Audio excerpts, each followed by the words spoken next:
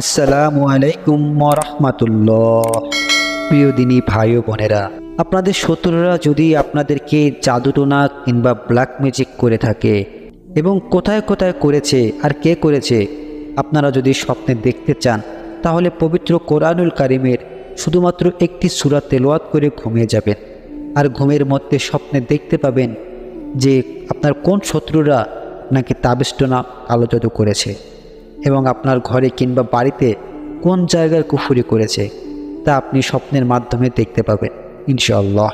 তাই প্রিয় দিনী ভাই ও বোনেরা, এরকম একটা গুরুত্বপূর্ণ এবং শক্তিশালী আমল আপনারা করবেন আর আপনাদের শত্রুদেরকে স্বপ্নের মাধ্যমে দেখতে পাবেন। তাহলে আর দেরি কেন? এই আমলটি করে আমাদের শত্রুরা যারা আমাদেরকে কষ্ট দিচ্ছে, যাদের কারণে আমাদের আরামের ঘুম হারাম হয়ে যাচ্ছে, অবশ্যই সেই সব শত্রুদেরকে আমাদের চিহ্নিত করতে হবে।